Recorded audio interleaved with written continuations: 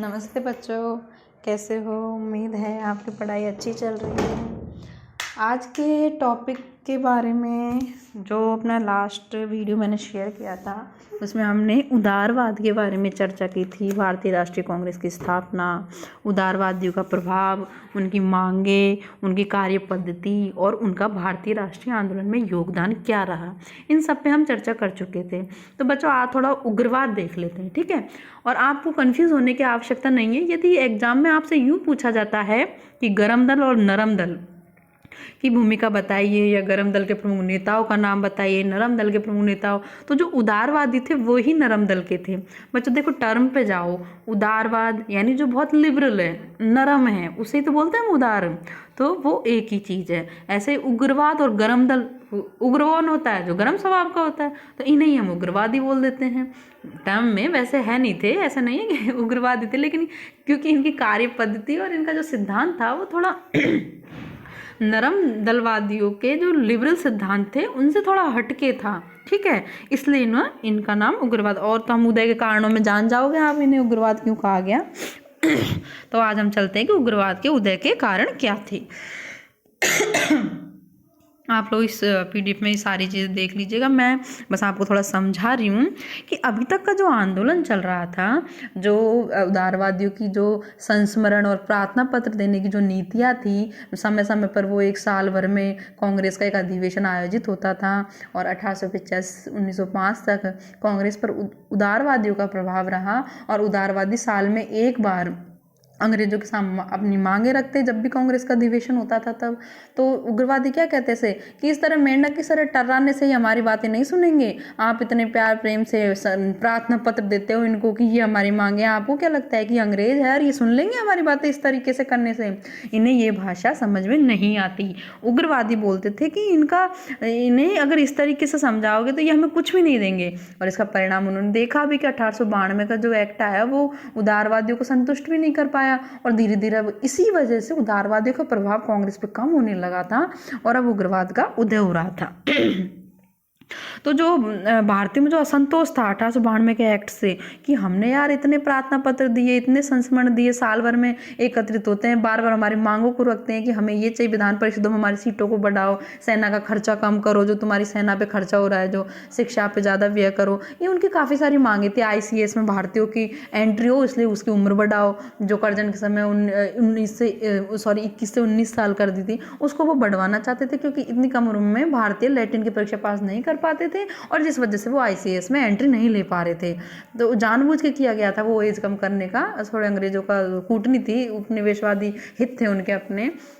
अब यहाँ पे उग्रवादी इसी बात से परेशान कि इस तरीके से हम साल में एक बार सम्मेलन कर लेते हैं, प्रार्थना पत्र देते हैं, संस्मरण लिखते हैं, हमारी मांगों का एक एजेंडा देते हैं, उन्हें राजनीतिक भिक्षावृत्ति की संज्ञा दी कि इस तरह राजनीतिक रूप से भीख मांगोगे तो ये कुछ नहीं देंगे।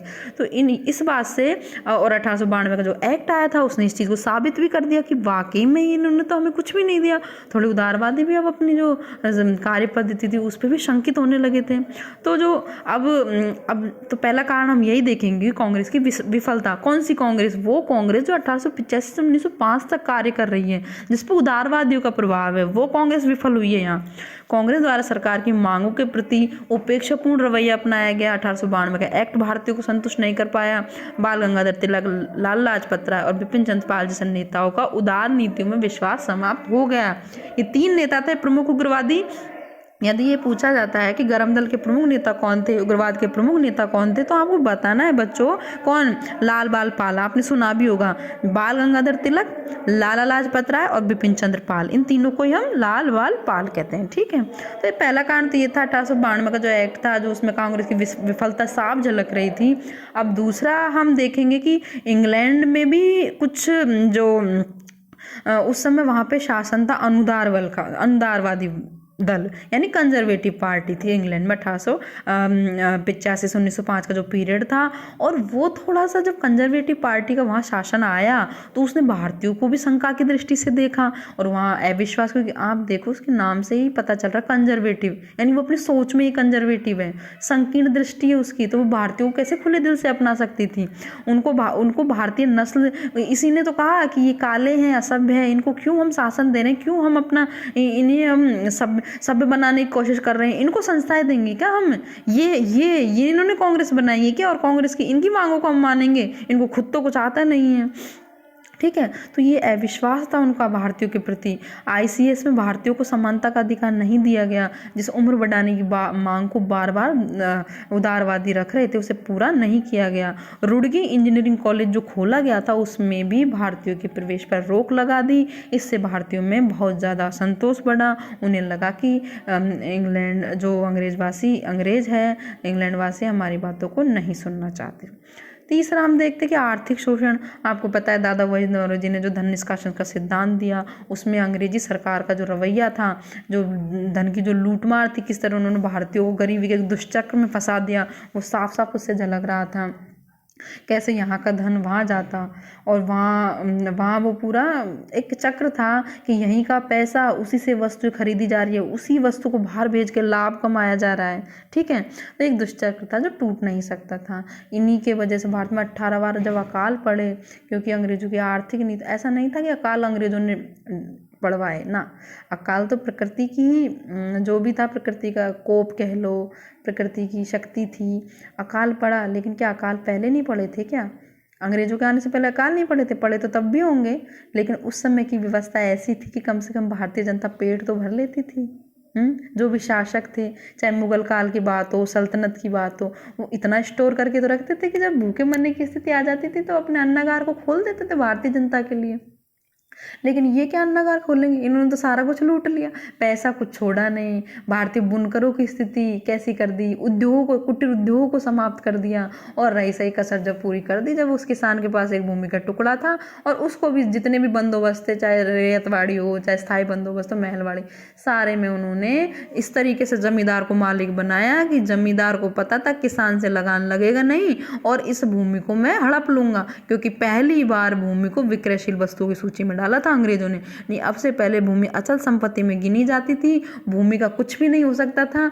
ऐसा नहीं था कि इससे पहले के जो शासक हुए थे वो भूमि को सरकारी संपत्ति की हिस्सा बना लेते थे यदि कोई किसान लगान नहीं दे पाता था। लेकिन यहाँ पे उन्होंने क्या किया, लगान की व्यवस्था का पूरा व्यवस्था जमींदार को बना दिया कि तो हम तो तुमसे इतना ले लेंगे, तुम किस तरीके से इस किसान से वसूलोगे, कैसे वसूलोगे, वो तुम्हारी हेडेक है।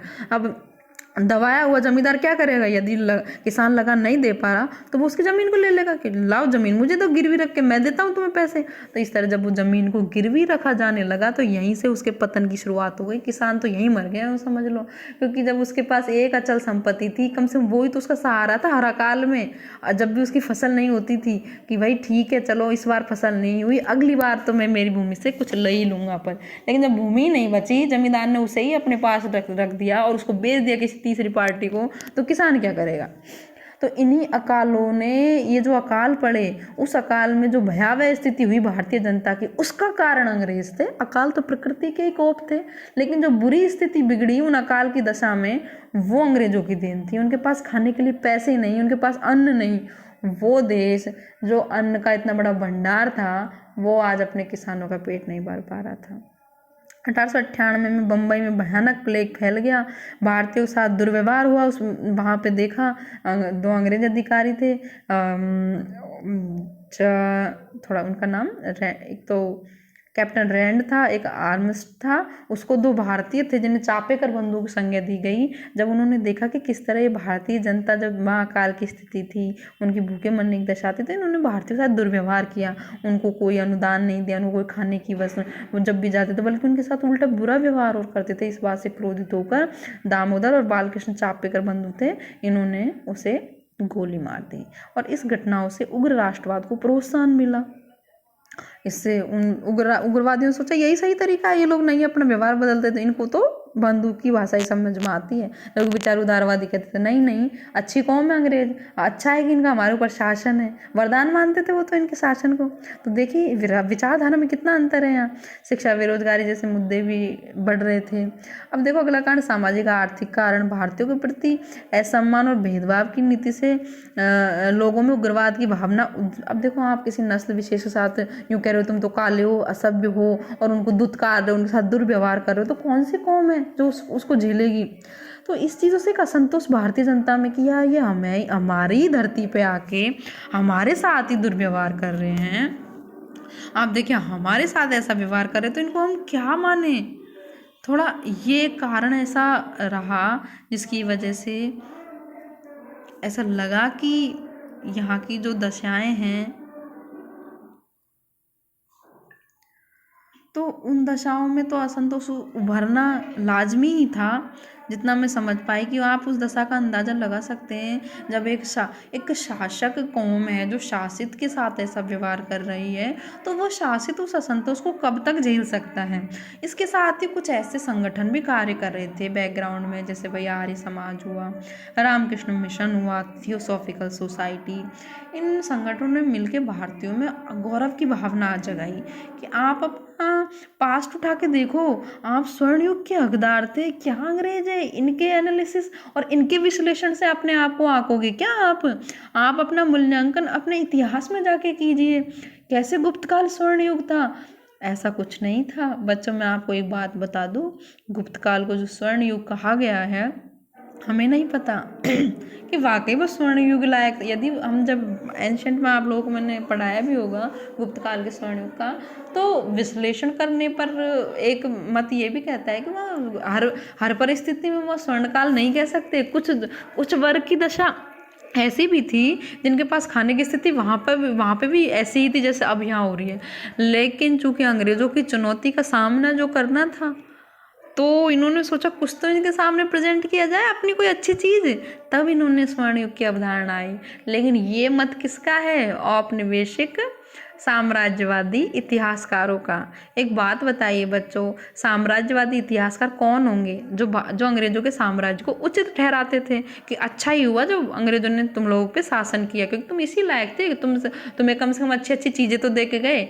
उनका मानना ये था कि भारतीयों पे उनका शासन वरदान है। तो वो साम्राज्यवादी इतिहासकारों के मानना है कि गुप्त काल में स्वर्ण युग जैसी कोई अवधारणा नहीं थी।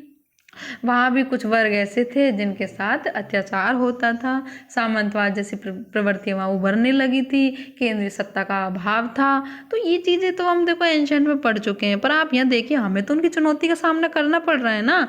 तो आर्य समाज ने थियोसॉफिकल सोसाइटी में पिछली बार डिस्कस कर चुकी हूँ कि दयानंद ने वो वेदों के और लोटो बनारा क्यों दिया, रामकृष्ण मिशन ने जो इतने अच्छे कार्य किए कि गरीबों की सेवा की, बाढ़ पीड़ितों में जाके वहाँ सेवा कार्य करते थे, इसके अलावा शिक्षा की अलग जगह। स्त्री सबसे बड़ी, हमारा जो वीक पॉइंट क्या था, हमने कभी स्त्रियों को अधिकार देने की सोची नहीं। और जब अंग्रेज मिशनरी आए ना तो उन्होंने यहाँ पे जो अपना आधार विकसित किया वो किस बेसिस पे? वो शिक्षा के बेसिस पे यार स्थापित होना चाहते थे कि हमने यहाँ शिक्षा दी है, देखो हम कितने अच्छे हैं, तुम्हारे लोगों ने तो तुम्हारी स्त्रियों को दबा के रखा है अभी तक। तो इन्होंने क्या किया, स्त्रियों को अधिकार देने शुरू किए। रामकृष्ण मिशन और ने भी देखो पर्दा प्रथा का विरोध किया, अंग्रेजी वो स्त्री शिक्षा का वकालत की कि स्त्रियों को शिक्षा दो। और इसके अलावा विधवा विवाह को इन्होंने प्रोत्साहन दिया। और आगे पूरा जो ईश्वर चंद्र विद्यासागर का जो ब्रह्म समाज था, उन्होंने तो कितना बड़ा काम किया विधवा विवाह को वैलिड करा के। इसी तरह राजा राम मोहन राय ने सती प्रथा को इनवैलिड करा के कितना बड़ा काम किया। तो ये इनका एक मत था कि अंग्रेजों की चुनौती का सामना करना चाहते थे। अब देखिए कि उग्रवादी नेताओं का प्रादुर्भाव हुआ। उग्र राष्ट्रवाद के उदय में 3 नेता लाल बाल पाल आदि नेताओं ने महत्वपूर्ण भूमिका निभाई। इन्होंने भारतीयों को देश के लिए अपना बलिदान करने को प्रेरित किया कि आप अपने देश को यदि प्रेम करते हो तो बलिदान दो उसके लिए। तिलक ने गणपति पूजा और शिवाजी उत्सव जैसे उत्सव मनाने प्रारंभ किए। इससे भारतीय जनमानस उग्रवाद की ओर उन्मुख हुआ। एक बहुत बड़ी भीड़ इसमें इकट्ठी होती थी, उग्रवाद से युक्त भाषण दिए जाते थे। और इसके अलावा कर्जन, जो लॉर्ड कर्जन था उस समय, कर्जन ने ऐसी ऐसी नीतियाँ बनाई, जैसे कलकत्ता कॉरपोरेशन अधिनियम बनाया। उसमें क्या किया था इसने, जो निर्वाचित सदस्य थे उनकी संख्या कम कर दी, क्योंकि वो गैर निर्वाचित सदस्यों को वहाँ बढ़ाना चाहता था। इसी तरह विश्वविद्यालय अधिनियम 1905, बंगाल विभाजन 1905, बंगाल का विभाजन कर दिया प्रशासनिक अव्यवस्था के नाम पे, जबकि उसका मेन मोटिव था कि वो हिंदू मुसलमानों को बांटना चाह रहा था। तो ये ऐसी नीतियाँ थी जिन्होंने भारतीयों को उग्र कर दिया और उन्हें उत्तेजित कर दिया। इसके अलावा कुछ अंतर्राष्ट्रीय घटनाएं भी ऐसी घट रही थी, जैसे 19वीं सदी में और 20वीं सदी के प्रारंभ में, जैसे मिस्र, फारस, तुर्की में स्वतंत्रता संग्राम हुए, ऐसे इटली की पराजय हुई। इटली इतना बड़ा देश और छोटा सा, सॉरी अबिसिनिया इतना छोटा सा देश था जिसने इटली को पराजित कर दिया। तो भारतीयों ने क्या सीख सीखी, जब इटली को अबिसिनिया ने हरा दिया तो हम क्यों नहीं हरा सकते इंग्लैंड वासियों को। जापान ने रूस पर विजय प्राप्त कर ली, इतना सा जापान इतने बड़े रूस को हरा दिया। ये कुछ घटनाएं ऐसी थी जिन्होंने उग्रवाद को प्रेरित किया, ठीक है। और अब हम आगे थोड़े देखें कि राजनारायण बोस, अश्वनी कुमार दत्त, विष्णु शास्त्री चिपलूणकर आदि ये बंगाल में उग्रवाद नेताओं के प्रतिनिधि थे। और इस तरह ये कारणों में आप देखिए, इन कारणों में सारे कारण स्पष्ट है कि क्यों उनका उदय हुआ। अब इनमें अंतर हम देख लेते हैं कि उदारवादी और उग्रवादियों की नीति सिद्धांतों में क्या अंतर था। आपको पता है उदारवादी अंग्रेजों की राजभक्ति में विश्वास करते थे, जबकि उग्रवादी ब्रिटिश स्वामिभक्ति में बिल्कुल विश्वास नहीं करते। उदारवादी नेता अंग्रेजों को न्यायप्रिय और ईमानदार मानते थे, जबकि उदारवादी नेता अंग्रेजों को न्यायप्रिय ईमानदार मानते थे, जबकि उग्रवादी उन्हें बेईमान और भ्रष्ट मानते हैं। उदारवादी नेता पाश्चात्य संस्कृति से बहुत ज़्यादा प्रभावित थे सॉरी जैसे रूसों का दर्शन हुआ, मिल के सिद्धांत उन्हें बहुत प्रभावित करते थे, जबकि उग्रवादी नेता भारतीय संस्कृति को अपना प्रेरणा स्रोत मानते हैं कि भारतीय संस्कृति थी वही अपने आप में इतनी गौरवपूर्ण है कि हमें किसी पाश्चात्य संस्कृति के विद्वान को पढ़ने की और उसकी कोई आवश्यकता है नहीं, ठीक है। तो उदारवादी नेता भारत के लिए ब्रिटिश शासन को वरदान मानते थे, वहीं उग्रवादी नेता ब्रिटिश शासन से मुक्ति प्राप्त करना चाहते थे। उदारवादी केवल संवैधानिक उपायों का प्रयोग उचित समझते थे। कौन से संवैधानिक उपाय, जैसे प्रार्थना पत्र देना, संस्मरण देना, साल में एक बार सम्मेलन आयोजित करना, मतलब जो विधि के तरीके से लॉफुली से करते थे सारे काम, गैर संवैधानिक तरीके से और जो गैर कानूनी सम्मत हो उस तरह को कोई भी गतिविधि वो नहीं करना चाहते थे। जबकि उग्रवादी केवल और केवल राजनीतिक आंदोलन में विश्वास करते थे। उनका मानना था कि जब तक हम एक बहुत बड़ा आंदोलन इनके सामने खड़ा नहीं करेंगे, हम खुद बलिदान नहीं देंगे, जब तक ये कौम ऐसी है जो हमारी मांगे नहीं मानेगी। अब ये है कि उग्रवादी कौन थे, इनके योगदान क्या था, उसकी समीक्षा कर लेते हैं। तो जब उदारवादी नेताओं को प्रार्थना पत्रों की नीति के माध्यम से अपनी मांगों को पूर्ण करवाने में जब सफलता नहीं मिली और उन्होंने ये चीज़ देखी कि ऐसा कुछ नहीं हो पा रहा है, हमारी मांगे पूरी नहीं हो रही, तो कांग्रेस में एक ऐसा भी वर्ग था युवाओं का जिनका इन प्रार्थना पत्रों की नीति में विश्वास नहीं था। वो इस नीति को राजनीतिक भिक्षावृत्ति की संज्ञा देते थे। ऐसे नेता जो संघर्ष और आंदोलन अपनी मांगों को मनवाने के पक्ष में थे, संघर्ष और आंदोलन से उग्रवादी कहलाए। इन नेताओं में लाल बालपाल, अरविंद घोष और लाला लाजपत राय। अरविंद घोष ने भारतीय जनता का आह्वान किया और कहा कि आप अपने जो यहाँ भारतीय जनता है वो 50 करोड़ लोग यदि अपने हाथ 100 करोड़ हाथों को उठाएंगे तो हम एक ऐसा आंदोलन खड़ा कर देंगे कि यहाँ से अंग्रेजी सल्तनत को, अंग्रेजी जो कौम है उसे यहाँ से जाना ही होगा। उग्रवादी नेताओं को ब्रिटिश शासन की ईमानदारी में जरा सा भी विश्वास नहीं था, अतः वो सरकार पर दबाव डालने की नीति अपनाते थे। उग्रवादी नेताओं का पूर्ण स्वराज्य उनका लक्ष्य था, ना कि उदारवादियों की तरह औपनिवेशिक स्वराज्य। उन्हें पूरी स्वराज्य चाहिए था, किसी शर्त का स्वराज नहीं चाहिए था। उन्हें ऐसा स्वराज नहीं चाहिए था जिसमें शासन अंग्रेज करे, वो शासित ही रहे। वो अपना पूरा स्वराज चाहते थे। इसीलिए तिलक ने नारा दिया था कि स्वराज्य तो मेरा जन्म सिद्ध अधिकार है और मैं इसे लेकर रहूँगा। जबकि उदारवादी वो क्या कहते थे, नहीं, पूर्ण स्वराज्य हम पूर्ण स्वराज के लायक नहीं है, हमें तो शासन करना ही नहीं आता। ये तो अंग्रेजी कौम इतनी, हम तो जो इतनी गौरवपूर्ण है ये लोग, इन्होंने क्रांति की, अपने देशों में संस्थाओं का निर्माण किया, ये तो हमसे बहुत आगे हैं, शासन करना तो इन्हें ही आता है, इसलिए शासक तो ये ही रहने चाहिए हमारे। लेकिन इनका ऐसा मानना नहीं था, ये तो पूरा स्वराज्य चाहते थे अपना। इन नेताओं का प्रेरणा स्रोत भारतीय सभ्यता और संस्कृति थी। उग्रवादी नेताओं ने अपने राजनीतिक अधिकारों की प्राप्ति के लिए बहिष्कार, स्वदेशी आंदोलन, स्वराज्य और राष्ट्रीय शिक्षा पर बल दिया। अब हम देखेंगे कि जो बंगाल का आंदोलन इन्होंने खड़ा किया 1905 में, 1906 में जब बंगाल आंदोलन होता है तो वह बहिष्कार, स्वदेशी और राष्ट्रीय शिक्षा के कार्यों को बहुत बड़े लेवल पर अपनाया जाता है। क्यों? क्योंकि उग्रवादियों की नीतियाँ यही थी, बहिष्कार की, अंग्रेजी माल का बहिष्कार करो, स्वदेशी सामान को लेके आओ, स्वदेशी संस्थाओं का निर्माण हो और स्वराज्य मिले, हमारा पूरा स्वराज्य, और स्वराज्य के लिए सत्याग्रह करो, ठीक है। राष्ट्रीय शिक्षा पर उन्होंने बल दिया। उग्रवादी नेताओं का जो योगदान है उसमें बहिष्कार, स्वदेशी राष्ट्रीय शिक्षा कार्यक्रम उन्होंने चलाया। इसके फलस्वरूप राष्ट्रीय आंदोलन जो अब तक शिक्षित और उच्च वर्ग तक सीमित था, अब उसका प्रसार मध्यम और निम्न वर्ग में भी होने लगा था। अब राष्ट्रीय आंदोलन मतलब जनवादी हो गया था, उसमें बहुत सारे लोगों की अब सहभागिता होने लगी थी। उग्रवादियों द्वारा चलाए गए बहिष्कार और स्वदेशी आंदोलन को अत्यधिक लोकप्रियता मिली तथा ये महात्मा गांधी के असहयोग आंदोलन के अग्रगामी बने। उग्रवादियों ने रचनात्मक कार्यक्रमों द्वारा भी राष्ट्रीयता का प्रचार किया। उन्होंने एक ऐसी राष्ट्रीय शिक्षा प्रणाली की योजना बनाई जो राष्ट्र द्वारा नियंत्रित होने के साथ साथ देश हित के अनुकूल हो और राष्ट्रीयता की भावना का प्रचार कर सके। उन्होंने जाति प्रथा, बाल विवाह, बहु विवाह, दहेज प्रथा, सती प्रथा, छुआछूत का विरोध किया और स्त्री शिक्षा और विधवा विवाह को प्रोत्साहन दिया। मैं ये बता चुकी हूँ जितने भी संगठन बने थे समाज सुधार के उस समय उनका क्या मोटिव था। उग्रवादियों के प्रभाव से 1909 का भारत परिषद अधिनियम पार, और जो 1909 का एक्ट, अब 1892 के बाद जो अगला एक्ट आया 1909 का, उस पर पूरा प्रभाव उग्रवादियों का ही था। उसके दबाव में ही भारतीयों के लिए जो भी सुविधाएं उस समय अंग्रेजों ने दी उस एक्ट में वो उग्रवादियों के दबाव से दी थी। 1911 का बंगाल विभाजन भी इनके आंदोलन के कारण अंततः ब्रिटिश सरकार को रद्द करना पड़ा। ये समझ लो इनकी ये सफलता थी। इस प्रकार उग्रवादियों ने सरकार को उपेक्षा की नीति त्याग कर उनकी मांगों के प्रति सक्रिय बनाया।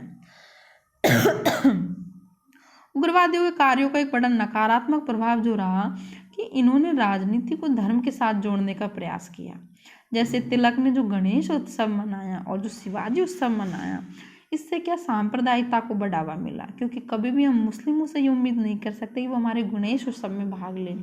और जो बंगाल का आंदोलन हुआ उस समय भी जो आंदोलनकारी थे वो गंगा मैया की शपथ लेते, जो बंगाल में कलकत्ता में जो गंगा नदी थी वहाँ उसके किनारे पे जाते, वहाँ पे नारे लगाते, गंगा मैया की शपथ लेते, व्रत उपवास रखते। तो ऐसे सिद्धांतों में हम कैसे उम्मीद कर सकते हैं कि सारी जातियाँ हमारे आंदोलन में सहभागी बनती। आप अपने आंदोलन को ऐसे में निष्पक्ष नहीं रख सकते, वो आंदोलन फिर सांप्रदायिकता का रंग लिए हुए होता है।